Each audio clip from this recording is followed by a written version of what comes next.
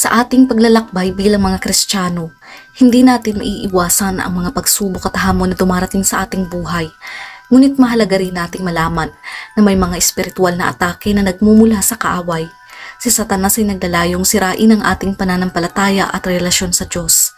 Mayroong tatlong pangunahing atake na madalas gamitin ng demonyo laban sa mga Kristiyano. Number 1, akusasyon. Ang unang atake ng demonyo ay ang akusasyon. Si Satanas ay walang humpay sa kanyang mga paratang na hindi naman totoo. Patuloy niyang inaakusahan ang mga anak ng Diyos. Halimbawa, ipapaisip niya sa iyo na hindi mo kaya, na wala kang kwenta o walang nagmamahal sa iyo. Pararatangan ka ni Satanas ng mga bagay na hindi naman totoo para panghinain ka sa pananampalataya at pigilan kang lumapit sa Diyos. Madalas din niyang ginagamit ang ating mga pagkakamali at kasalanan upang tayo'y akusahan at siraan sa harap ng Diyos. Ipinapaalala niya sa atin ang mga bagay na nagawa natin sa nakaraan para magbigay sa atin ng pagdududa at takot, kahihiyan at panghihina ng loob. Ginagawa niya ito para magduda tayo sa ating kaligtasan at relasyon sa Diyos. Pero habang si Satanas ay nag-aakusa, meron isang tagapamagitan at ito ang Panginoong Hesukristo.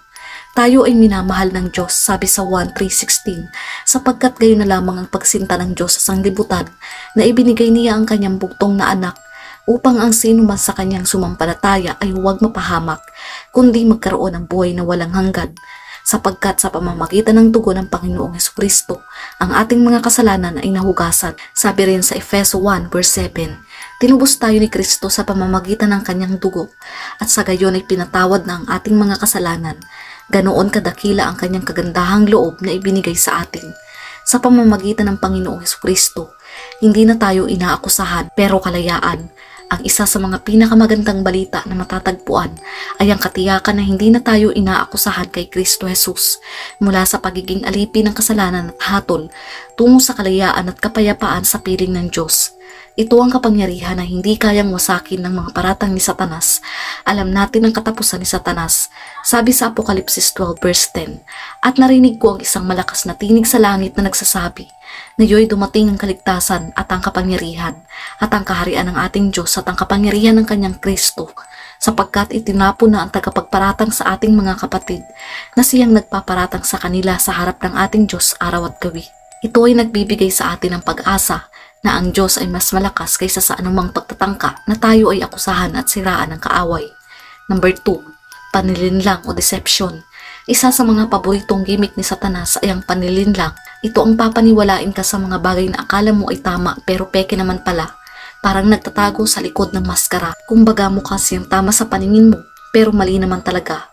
Akala mo maganda pero pangit pala ang kalalabasan. Gaya na lamang ni Satanas. Nagpapanggap na anghel ng liwanag para makapanlinlang. Noong una pa lang si Satanas ay may kakayahang dayain ng ating mga isipan. Tulad ng ginawa niya kay Eva sa hardin ng Eden noon, magpahanggang ngayon ay sinusubukan niyang baluktutin ng katotohanan at ilayo tayo sa prinsipyo ng Diyos. Sa pamamagitan ng kasinungalingan at maling katuruan, pilit din niyang kinukumbinsi ang mga Kristiyano na sundin ang mga bagay na hindi nakakalugod sa Panginoon upang tayo'y malikaw ng landas. Ginagamit din ni Satanas ang mga maling turo na akala ng iba ay katotohanan upang ilikaw ang sangkatauhan sa pamamagitan ng pagpapalaganap ng mga maling ideya at interpretasyon. Kaya naman mahalagang maging mapanuri at mag-ingat sa mga aral at impormasyon na ating tinatanggap. Dapat tayong maging masigasig sa pag-aaral ng Biblia at sa paghingi ng patnubay ng banal na espiritu upang makilala ang katotohanan mula sa kasinungalingan. Huwag nating hayaan na tayo ay madisib ng kaaway, sa halip magpakatatag tayo sa katotohanan at sa pag-ibig ng Diyos. Sabi sa Efeso 6:11, ay nagbabala sa atin, isuot ninyo ang buong kasuotang pandigma na kaloob ng Diyos upang mapaglabanan ninyo ang mga pakana ng dyablo. Number 3, maling pagkakonsensya. Ang ikatlong atake ng demonyo ay ang maling pagkakonsensya. Ito ay ang guilt o pagpaparamdam sa atin na tayo ay sobrang makasalanan at hindi na tayo matatanggap ng Diyos. Ginagamit niya ang ating mga pagkakamali at pagkakasala upang tayo ay parusahan at pagbawalan na maranasan ang kapatawaran at pag-ibig ng Diyos. Sa halip na magdulot ng pagbabago at paglago, ang guilt ay nagbubunga ng depresyon, pagkabalisa at pagkawala ng pag-asa. Ang isang halimbawa nito ay si Judas sa Biblia. Matapos niyang ipagkanulo ang Panginoong Hesus, nakaramdam siya ng matinding pagsisisi. Ngunit ito ay isang maling pagsisisi, Sa halip na humingi ng tawad sa Diyos, hindi niya nakita ang kapatawaran na inaalok ng Diyos. Kaya mahalaga na malaman natin ang pagkakaiba ng tunay at maling pagkakonsensya.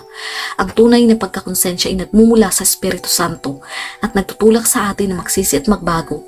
Ang maling pagkakonsensya naman ay nagmumula sa kaaway at naglalayong sirain ang ating pananampalataya. Mga kapatid, huwag nating hayaan na ang guilt ay maghari sa ating buhay. Sa halip, lumapit tayo sa Diyos na may pusong nagsisisi at manalig sa kanyang kapatawaran. Sa pamamagitan ng Panginoong Hesus, tayo ay malaya na mula sa parusa ng ating mga kasalanan. Mahalagang maunawaan ng bawat Kristiyano ang mga ataking ito ng demonyo upang tayo ay maging handa at magtagumpay sa pamamagitan ng pananampalataya at pakikipagrelasyon sa Diyos. Huwag nating kalimutan na ang Diyos ay mas makapangyarihan kaysa sa anumang atake ng kaaway at sa pamamagitan ng kanyang biyaya, tayo ay magtatagumpay.